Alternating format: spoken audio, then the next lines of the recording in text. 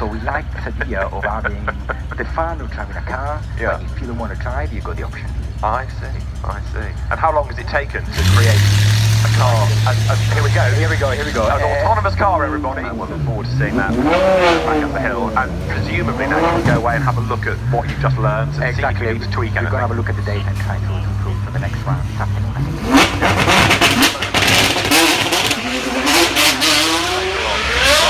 We expect more time to capture that car later on. Thank you so much to Siemens and their Ford Mustang. We will turn our attention back to the supercars. Matt Pryor rejoins us because we are live once again, and these are going to go a little bit quicker. Let's just finish off about that. That's astonishing technology, isn't it? Yeah, isn't it? Just even if you've got to take the wheel a bit, it's still correct. Exactly. It's still really is beyond me. This tech. We talk about various levels of autonomy in which we're going to get to at which stage. Level 5 is when you just get in the car, you do something, you get out the other end, you watch a film. I think that's some way off, but as it stands, you can get to nearly, if laws allow, you can get to pretty much level 3, which is you get to a certain road and then you switch off, and the car has responsibility. If regulations allow, Yeah. I can remember listening to a piece on Radio 4 about, I think it was Volvo that was doing trials in Sweden of a completely autonomous car. Yeah. And amongst the box of customers, one guy had said, we're going to get to a point where our children say, gosh, did you ever used to have to drive your own car? I do wonder. And I think, there's a bit of fear around some elements of the industry that if that becomes the case, what reason do you have for choosing one car over another? But I wonder if we were at a stage as we were 100 years ago when people were thinking about cars replacing horses. If you looked after horses, you were probably a bit worried about your livelihood. But I don't think the horse has ever had it as good as it has today because it just becomes a hobby. People race cars because they love racing cars. That's true. People drive cars because they like driving cars. And if we don't have to drive one, then so what? That's fine. We'll drive one because we want to occasionally. People don't have to cook strictly, but they do because they like doing it. True. So I think, I think there's, I think that the autonomous car can actually just the drudgery and let's just enjoy cars in the way that they're meant to be enjoyed. So I'm all for it. But yeah, Sweden's an interesting case, isn't it? Because I think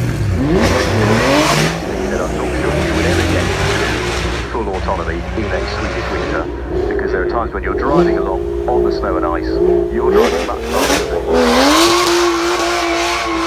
you go, I'm happy to drive at 50 miles an hour on a snowy road, knowing that if an elk walked out, I would probably hit it. I don't think, it would be a bold manufacturer who ever launched a car and said, yes, we take that responsibility, there is a chance that we might hit an elk. That's a real, I think, that's somewhere I'm not sure you ever get to on an insurance case. So I'm not sure you can go full autonomous everywhere. Very true. Just to point out, no elks were harmed.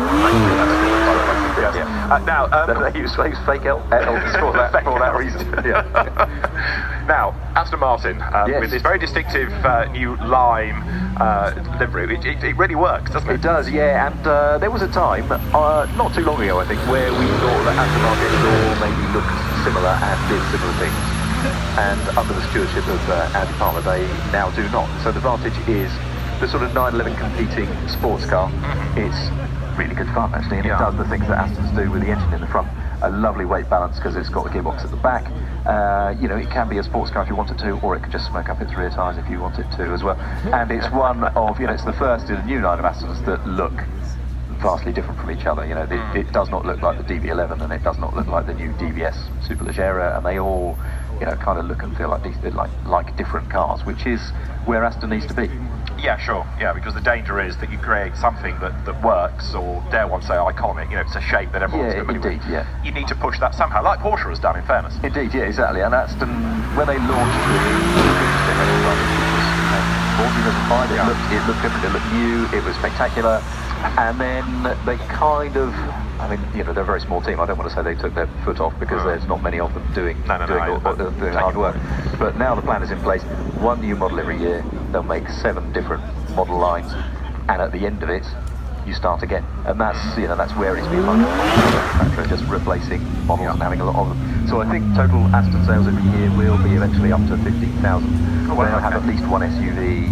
Plus they'll have a Lagonda, which might be a saloon, might be an SUV in the range as well. And they've got a factory in Wales to build those. And then the money starts coming in and it starts funding the replacement long it has been one of these manufacturers that relied on a benevolent overlord. Indeed. And the road cars look sensational, but this, it's not even a supercar, it's a hypercar. Oh, absolutely, yeah, and not even a road-going one at that. It's the Vulcan, and this is then, they made 24 Vulcans to sort of link it to the 24-hour velocity test that they have, one for each hour. If you bought one of those, you can upgrade it to an AMR, which this is, and it's going to be timed this weekend and driven by Darren Turner all weekend. What I'm told is don't expect a spectacular time because it is not necessarily built for a place like this. It's got a very high revving engine. It's quite wide. It's a large car, but well, if anybody can punt a car quickly up here, Darren Turner. To another, because Bentley, and you're looking at the Continental, is another brand doing great things on the track these days. And if you can make a big looking car,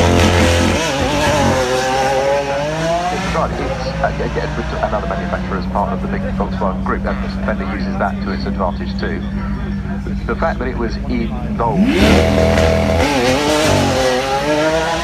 say, architecture, some manufacturers don't like the word platform because it kind of implies.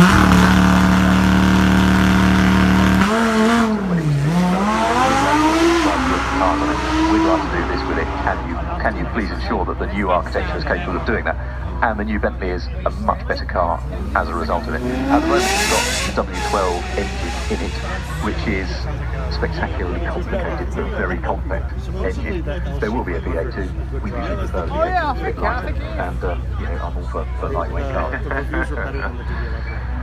Now Lamborghini we'd also mentioned, and how that is a brand doing great things on the track, but this is another very, very impressive beast. Lightweight one. This is the Huracan Performante, although in spider form, so that adds a little bit of weight over the coupe.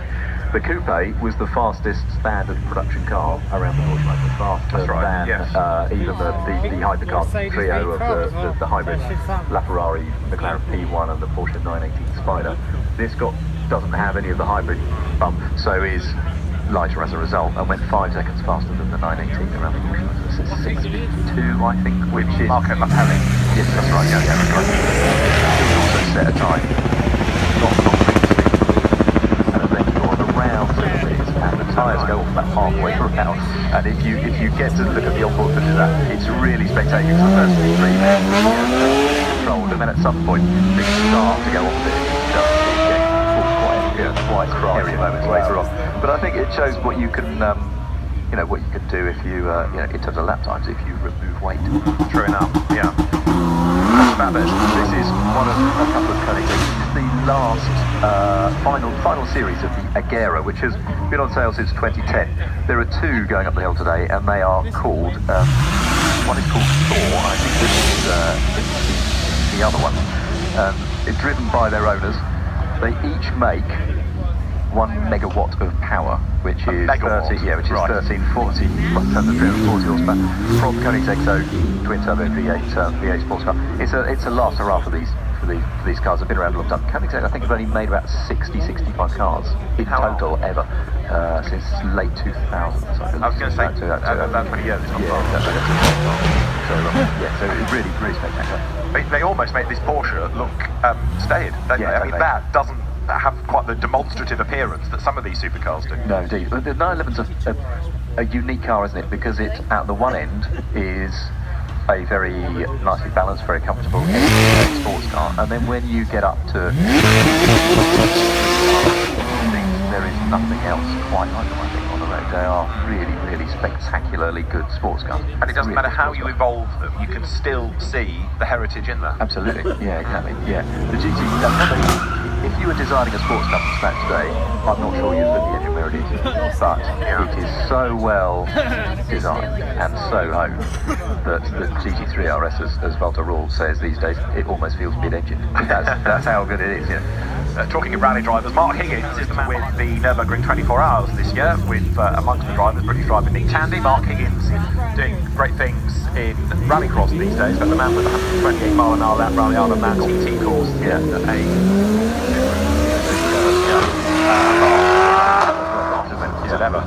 rally crosser, but former British rally champion, and now turning his attention, he hopes, to the World Rally Championship. after doing a couple of British years to getting hand-in the world round at Silverstone. Through the flying finish goes 912. As I say, it's the livery of the car that won the Nürburgring 24 hours. And we're back to the Brabham. It is a good livery, that, yeah. I like that. It's the bright yellow one, that led a crash.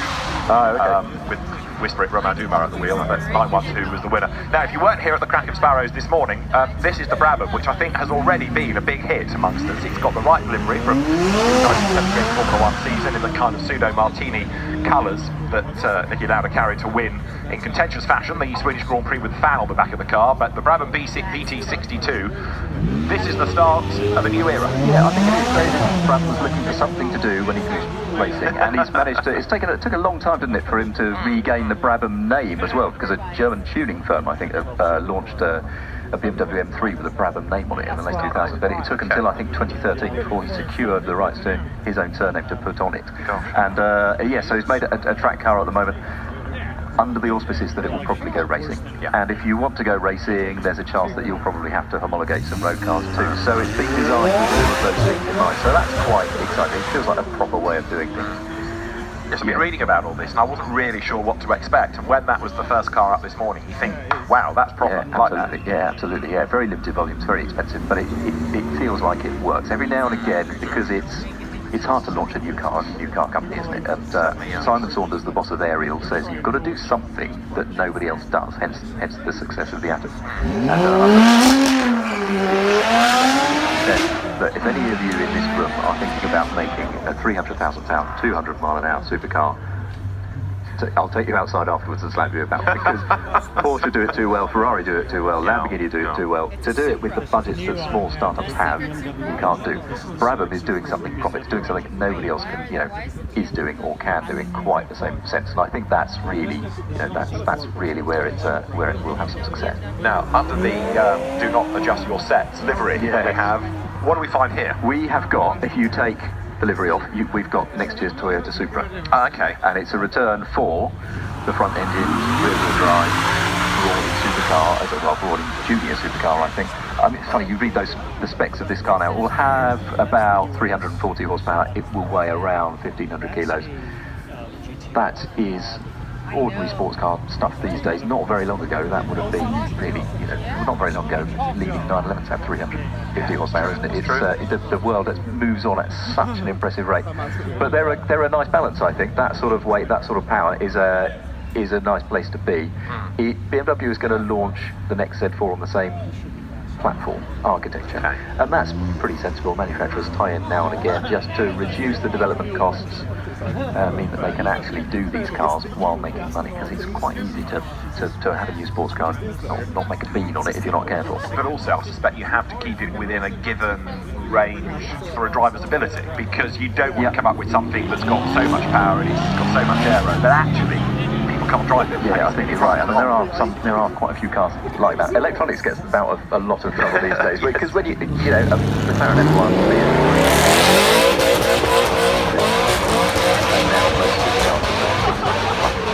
and yet they are a lot easier to drive than the F1 was, just because because tyre technology, I think, goes a long way. Assisted steering gets a long way, but also electronics gets people out of a lot of bother. Very true. Now, the Ital Design GTR, what's all this about? It's really interesting. Ital Design has been owned wholly by Volkswagen since about 2010, I think, and they were in they were worried that a lot of their clients were Volkswagen. Now 20% of their work is not Volkswagen work, and that's an increase of 1,000%, I think. Most of their work was VW related. But what they've done is they've learned other manufacturers' trust and said, actually, we'll design but we don't own it. Okay, what can we do with this? And they've crafted the body, they've upped the power, which is not difficult with GTR, because 1,000 horsepower GTRs are all over the shop. It was a one-off, but they may make a few more. What Nissan says is this does not necessarily reflect the replacement for the next GTR, which has been around for a while in its current R35 generation. We're expecting a new one in the next 2 to 3 years. We're expecting it may be a hybrid, or they may just wait until it can be a full electric. Okay, right. Now, what do we have here with the Polestar? Polestar, that's cool, isn't it? The Volvo has launched a new brand effectively in Polestar. It's going to be its sportier lineup, the Polestar 1. The AMG equivalent. Yeah, I think so. Yeah, I think so. Although the models won't necessarily have a Volvo alternative. They will be, bespoke standalone variants. But they do what other Volvos are doing, which is, if they are going to have a petrol or diesel engine, then it will not be of any more than 2 litres. So they've all got a 4-cylinder, 2-litre turbo, and then it's got an electric assistance to it as well, with electric hybrid back axle. We've also got the Alpine on hill. That's what we talked about earlier, Yeah, which is going to be, it's proving to be so crucial to the Maserati brand, which is another of those brands that was tickling along for a while with some really beautiful coupes, great sound. It's just needed a bit of impetus, which it is now getting. A bit like Lamborghini, it seemed it was only its race activities, and that was through a one-make championship that was keeping it going. Yeah, it does let's feel build like 30 cars, shove those on the track, and then people say, well, what about road cars? Oh yeah, you get there eventually. And this is Lamborghini's take on the SUV. We've seen it once already. Is that a Lamborghini? Yeah. Is that really?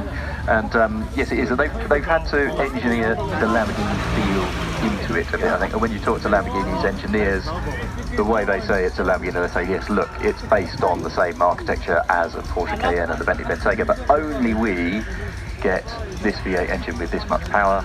Only we get the active rear differential, which makes it really handle like a sportier car. It has to give up some of the off-road capabilities of that platform. Okay, yes. It's the way they would say it's the best in class for handling, and it's among the best class for off-roading. Because people will, in the Middle East and Russia and other markets, people will go off-road in one. They will take it on sand dunes, they'll take it out in snow, they will do daft things that you and I might not do with a 200 grand SUV, but people do that. So it has to be. There's probably not another car in the world which has given such a broad remit that it has to be that sporty at this end of the scale, and it has to be the SUV things at the other end of the scale. Maybe only Bentayga gets a broader remit because it also has to be a luxury car. True. Yes. And again, use the phrase, there's a brand that was tickling away and is now really coming now doing amazing things. Yeah, and you see so many of those on the road. You've still got more to go up the hill within this batch. And we mentioned Ford Mustangs a little while ago. Yeah, we have several going up the hill, including the Bullet one. There is also an incredibly quick one, the Shelby Super Snake. Turns up to 800 horsepower. If this is it, then it's going to leave 800 horsepower. If this is it, it's going to leave incredibly large lines on the start line, you would think. Very easy to turn off the traction control on a Mustang. In fact, it also has line lock as well.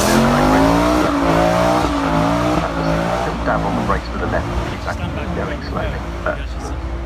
Line lock? Line lock, yes, on a road car, which is phenomenal. You can lock the front brakes, light up the rears, of course, which is phenomenal. Sounds better than hatchback. It looks better than hatchback as well, doesn't it, really? But it follows the right sort of formula in that it has 4-litre twin turbocharged V8 in the front, the ability to smoke up the rear tyres if you want it to, but is also four-wheel drive. Four-wheel drive you can put into rear drive mode in the right. Oh, really? Yeah. Okay. Well, Adam Christodoulou has won, as an example, a Nürburgring 24 hours for Mercedes, very, very quick GT racer, so this will be quick going up the hill. Just explain to me where the join comes, Mercedes-Benz, Mercedes AMG, because with a racing hat on, I was taken to task by Mercedes AMG. Right. The lines are more blurred than they used to be. Because you would get a Mercedes-Benz, and they used to just call it a Mercedes-Benz AMG, whereas it is now Mercedes AMG. It generally refers to the very quick ones that they build enough up about, but also the line is blurring slightly because, as well as the full fat 63 versions, they've now got a sort of half fat AMG variant, if you like, so the 43 and the 53, which don't necessarily have a V8, they might have a straight 6. There's a really interesting new engine which is badged 53, which is supercharged and which has an electric boost and is turbocharged as well. It's a massive, when you see it in the flesh and you look at all the piping and where it goes, you think this is unbelievably complicated, but it sounds terrific. It sounds like an old school BMW engine. That's the thing. And the response is fantastic. The way they meld, and there are two things which are dominating production car development at the minute, which is the advancement of aero on-road cars, but also electronics on-road cars, and the way that you just integrate the way that the electric bits work with the normal turbocharged bits is just extraordinarily, it's done extraordinarily well. There are some seriously clever software engineers around the moment. Wow. And that's another of the nice things about this weekend, because we're talking. Because it must be multiples of hundreds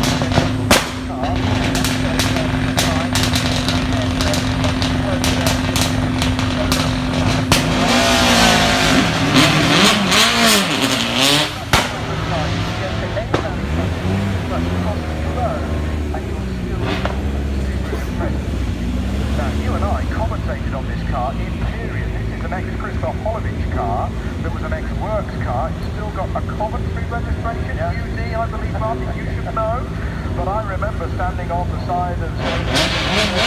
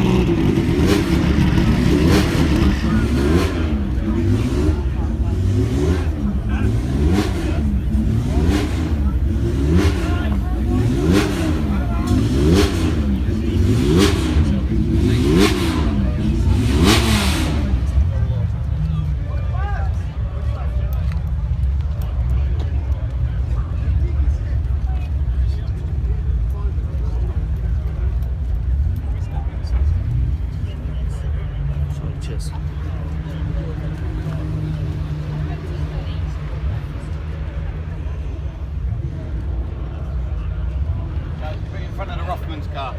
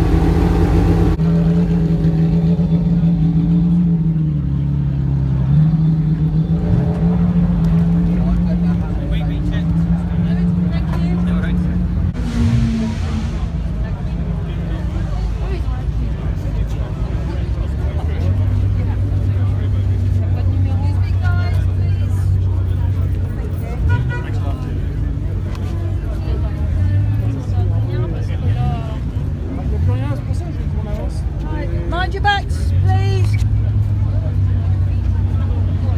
Stay where you are for a moment, please. Unless you want your legs. Double spoiler.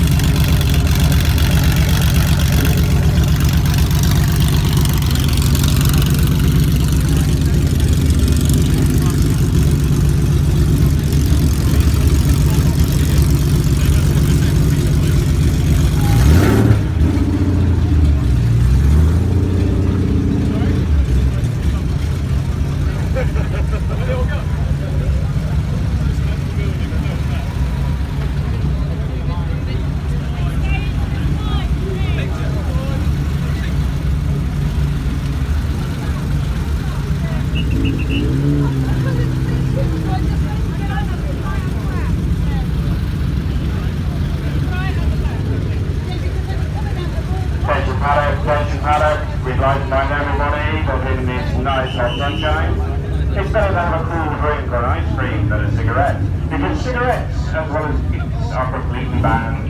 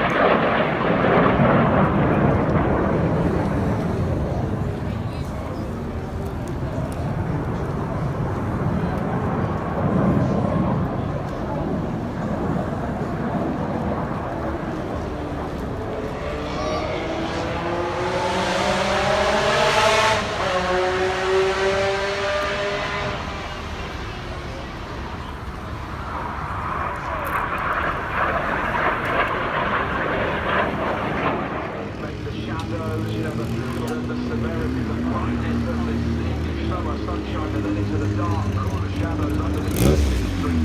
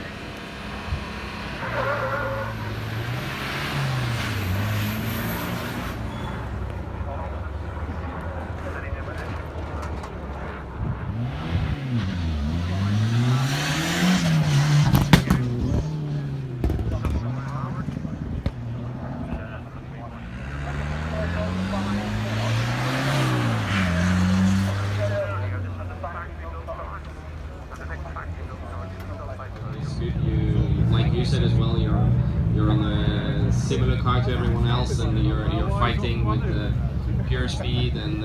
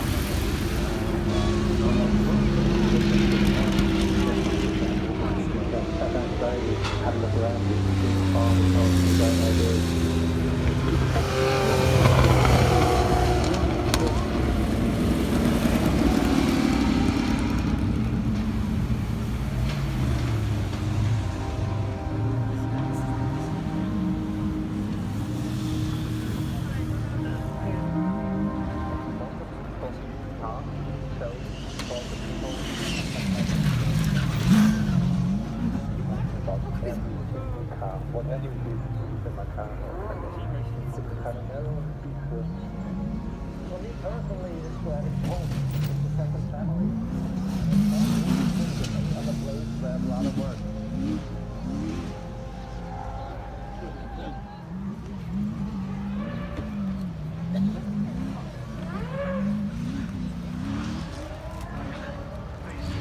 outside our Court Street point here. They use donuts for ribs. Unbelievable. We're already on with bike action.